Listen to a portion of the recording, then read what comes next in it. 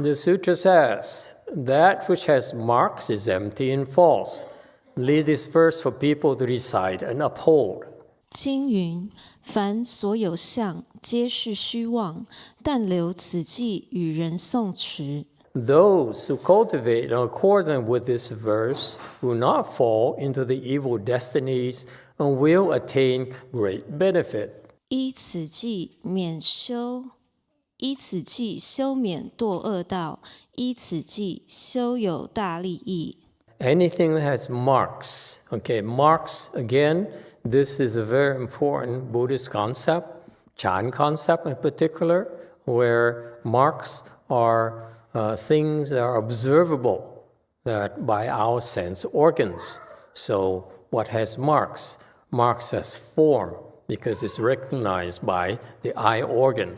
Marks, anything that has marks might have a smell which is recognized by our nose organ. And mark could be among the taste, meaning that whatever you taste, you can taste, is recognized by the tongue organ. Touch, anything that you can touch with your skin that comes into contact with your skin, that would be received by your body organ, your skin organ. And that is a mark. What else is a mark? Sound. Anything that has a sound is a mark. So sound is a mark that is recognized by the ear organ. And finally, anything that the mind recognizes also has a mark. That is the concept, for example, is a mark. Let's say the beauty or the artistry that the mind appreciates, that's a mark as well. Creativity is also conceived, can be appreciated by the mind, is also a mark. So anything that has a mark, okay, and the sutra says, is fundamentally empty and false. Empty here refers that it has no self-nature. Basically, it is there based on conditions, and therefore, in particular, it is basically illusions because they are perceived by our sense organs. Think about it. Anything that you perceive through your sense organs are fundamentally, basically empty and false. False this is very, very important. False here refers to the fact that our sense organs make it look like they're real, but they're not. They actually are, we are being fooled by our own sense organs. And this is why for as far as Buddhism is concerned, it's very difficult to teach the worldly people because the worldly people have a hard time accepting this fact that our sense organs are false, meaning that whatever measurements, whatever we can register, actually is false. It's not real. For example, Chanel number 5 is false. Can you believe? So, because whatever you inhale is false. Isn't that incredible? That beautiful woman that you like is false. In Buddhism, we keep on talking about things that are false. Things are false. They're all empty and they're false. What does it really mean? And then what is true? So this is the kind of questions that we Buddhist teachers need to be prepared to answer. If you cannot see the real truth behind appearances, then you will suffer. You will create karmas. And that's why you will continue to suffer.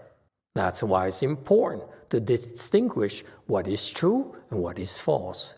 Buddhism is very practical. It's not like, it's empty, it's false, and you say, how wonderful principle.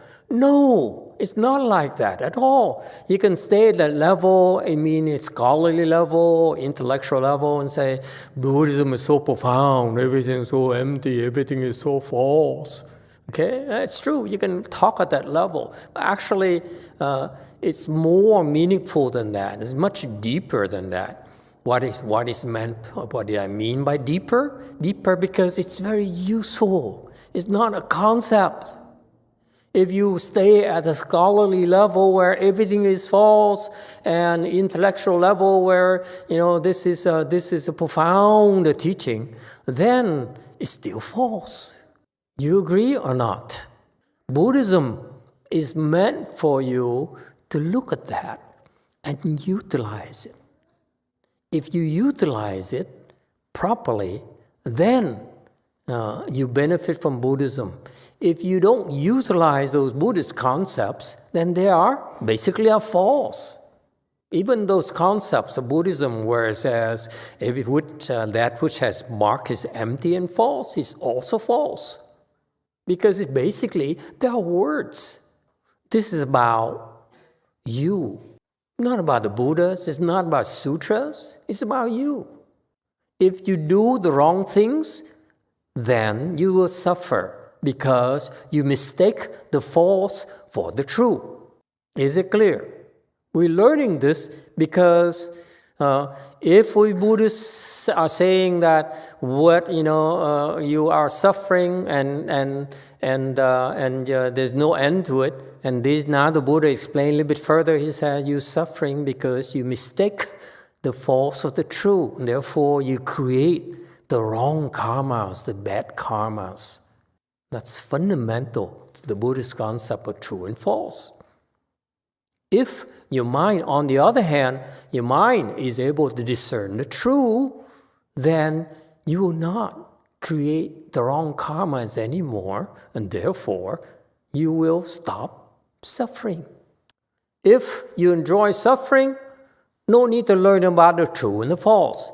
But if suffering bothers you, if aging bothers you, if sickness bothers you, okay, those are the suffering that arise from your mistaking the false for the true, and thus created karmas in the past. On the other hand, so I'm talking about normal people, yes? Who's not bothered by sicknesses?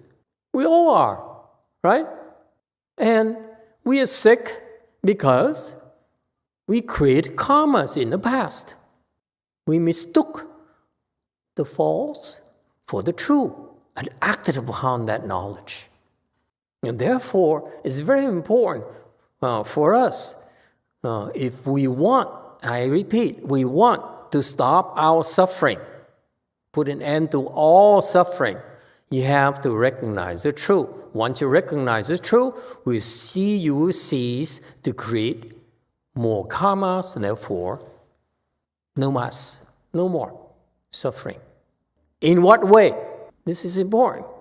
In the way that because you recognize the false, and therefore you no longer are creating new karmas that will create future sufferings. So future sufferings end. Yes, it's no more new karmas. However, even if you recognize the truth, what happens to the past karmas? They keep on coming. Yes? How does it end your suffering? This is very important distinction, folks.